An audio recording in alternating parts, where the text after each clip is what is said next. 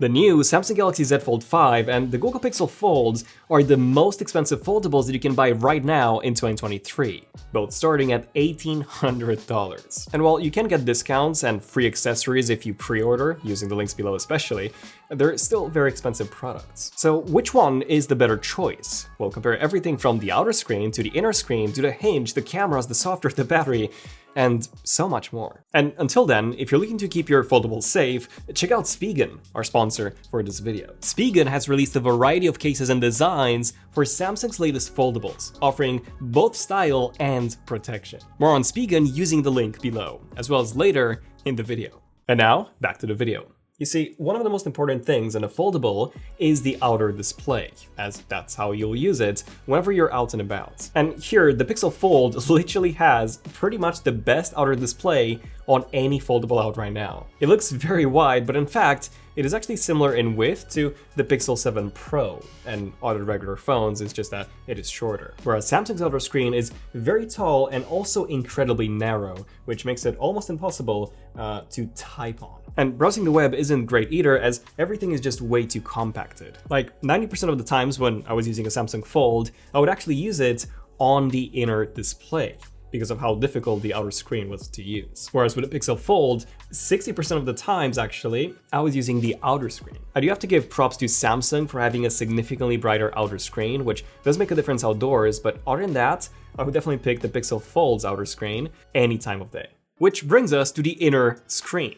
And this is where the tables turn, as Samsung's display is far superior in every single way, aside from one. To start with, Samsung has significantly thinner bezels, which are also uniform as opposed to the chunky ununiform bezels on the Pixel Fold. Samsung has also incorporated their front camera underneath the display, so that you get a full screen uninterrupted experience. The plastic screen protector that is there to protect the fragile inner display doesn't reach the edges on the Pixel Fold, which means that dust and dirt can get in, whereas on the Samsung, I never really had this issue. Also, Samsung's display can get noticeably brighter, which comes in handy when you're watching HDR content as well as outdoors in direct sunlight, which is where the Pixel's display did struggle. Like I said, Samsung's inner display is superior in every single way, aside from one, and that is when you're watching videos in semi-folded mode.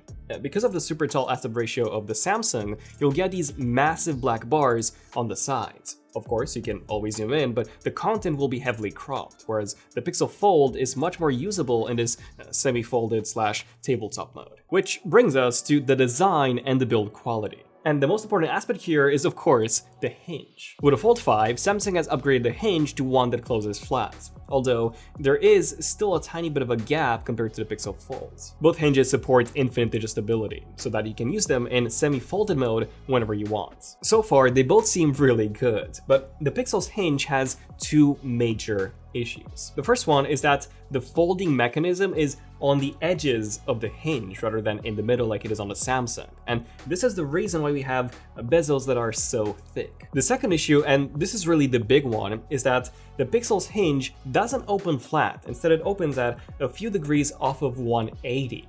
So I always find myself kind of like forcing the hinge to fully open, which makes me nervous that I'm gonna break the phone. Whereas Samsung's hinge doesn't have this issue as it's spring-loaded, so it automatically opens at 180 degrees. And this is really my biggest complaint with the Pixel Fold, the hinge. It just feels very cheap. It feels like the hinge of a prototype. In fact, there have been a number of reports of Pixel Folds breaking, either because some dirt got into the exposed area of the screen or for various other reasons, which does give me some serious durability concerns. I personally haven't had any issues myself, and it is worth mentioning that those issues could appear on the Z Fold 5 as well, especially since this is Samsung's first new hinge since the Z Fold 2.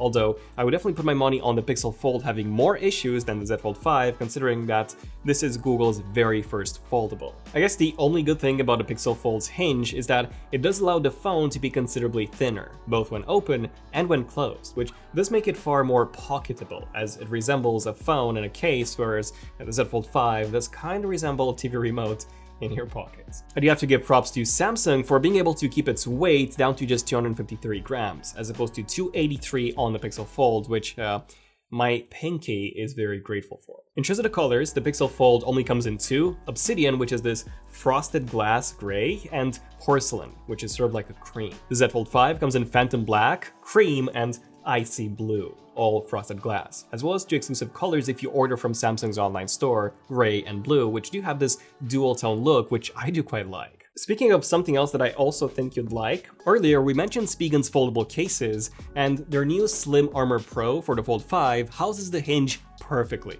offering unbeatable protection against bumps and falls. Then, you also have the ThinFit Pro crystal clear case, allowing your device's color to shine through while being more pocket-friendly, and still keeping the hinge intact, so when your phone folds, there's no compromise to safety. And their new AirSkin case, which now comes in their iconic 01 design, is just 1.1 millimeters thin.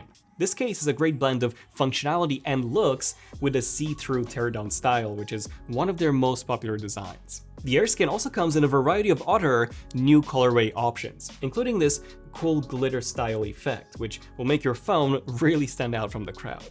Check out Spigen's cases with 15% off until the 31st of August by using the coupon code below. And now, back to the video, let's talk about the cameras. None of these have flagship level cameras, just as there isn't enough room to put large sensors like we have on the Pixel 7 Pro and the S23 Ultra. So because of this, the Z Fold 5 uses the same main cameras as the regular S22 and S23, whereas the Pixel Fold uses camera specs that are in between those of the Pixel 6a and the Pixel 7a. If we look at some examples, they're both very similar in terms of the sharpness. It's just that Samsung does tend to dial up the saturation to some insane levels. I myself do actually prefer Samsung's image, but the Pixel's is way more true to life, so it is a matter of taste in the end. Now, if we take a look at a sample that doesn't have a lot of green, we can see that the Pixel does actually perform better here, with Samsung washing out the picture towards the top. If we take a look at the ultra-wide module, Samsung does perform much better, as we not only have a wider field of view, but we also get less noise in the shadows and an overall brighter image. The zoom module is a very interesting one, as Samsung only has a 3x zoom module compared to the 5x periscope module on the Pixel Fold. Weirdly enough, if we zoom into 10x, at which point they would both be using the digital zoom, the Pixel is sharper, but the difference between the two is very minor, which I really wasn't expecting. So it turns out that zoom isn't that much better on the Pixel Fold despite the 5x periscope zoom module. In terms of video, I do actually prefer the video from the Pixel Fold. The colors are surprisingly more vibrant on the Pixel, and there is less post-processing sharpening added. The only thing that I wish was better was the stabilization, which is quite shaky on the Pixel compared to the Z Fold 5. In terms of night mode, Pixels have pretty much always had one of the best, if not the best, night mode on any phone. But at least when it comes to the Pixel Fold, that is no longer the case. The Pixel Fold does still have more natural colors, but when it comes to the overall detail, the Z Fold 5 is able to capture significantly more. And especially in this second shot right here, the difference is just colossal. And low-light video is an even bigger difference, as the Pixel Fold's inferior camera hardware just cannot capture enough light, and its Tensor G2 chip just isn't powerful enough to process every single frame from the video in real time like it does for the photos. Selfies, however, are pretty good on the Pixel, and I do actually prefer them over the Fold 5s, as they do look much more natural. Also, the Pixel Fold's inner display front camera is much better than the one that's under the display on the Z Fold 5. In terms of the software, even though they're both foldable phones running Android, there are a lot of differences here. Google takes a more Apple approach where you don't get a lot of pre-installed apps and everything is quite simple to use and minimal, whereas Samsung is packed with a lot of features and options. Samsung lets you have folders in the app drawer and organize and rename them however you wish, whereas Google just lists your app in alphabetical order. Samsung lets you install apps like GoodLock and customize the behavior of the dual displays so that some apps, like Google Maps for example, always continue on the other screen when you close your phone. Google does not. So yeah, the amount of customization that you get with the Samsung is very impressive, but it doesn't simply end at customization. The entire software experience is far better on the Fold 5. When you're taking a photo, you can just hold your palm and the Samsung would start a timer and take a photo. With the Pixel, you have to do that manually. Google lets you run 2 apps side by side, whereas with the Samsung, you can have 3 or even 4. Samsung lets you drag and drop apps directly from the multitasking panel to enable side-by-side multitasking, whereas with the Pixel, you cannot actually do that and you have to do it from the dock, which is just not very intuitive at first. Then on the Fold 5, you can have one home screen for the outer display and then an entirely different home screen for the inner display. Whereas with the Pixel Fold, you get the same home screen but mirrored. So if you have two home screen pages when the phone is closed, when you open it, those two will be, well, just on the main display. So each side acts like one outer screen. The problem with Google's approach is that you cannot have widgets or apps in the middle of the inner display, as that's where the separation line is, which, I don't know, it's just very restrictive and quite frustrating. Also, the entire UI on the Pixel Fold is just way too massive. Like, even after adjusting the text size and the display size, everything was still too big. I did find a solution to this, which was to adjust the home screen grid, which is actually in wallpaper and style, not home settings like you would expect. You have to adjust it to 5 by 5.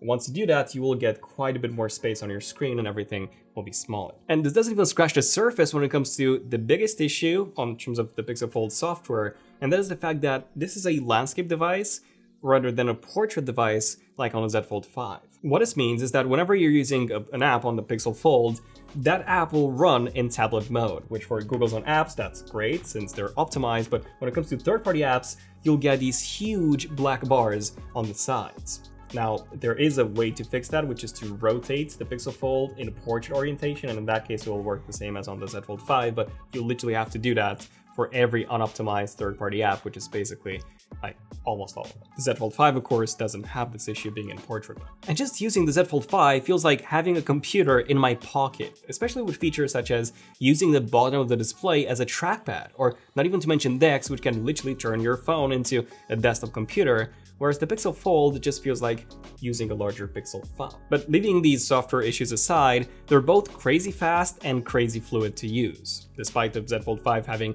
a much more powerful processor, the Snapdragon 8 Gen 2, and UFS 4.0 storage, the Pixel Fold feels just as fast. The only issue with the Pixel Fold in terms of using it was the heat. I did find it to heat up quite dramatically, even with just normal use. Regardless of this, they're both the best phones for watching content, by far. So let's see how the speakers compare.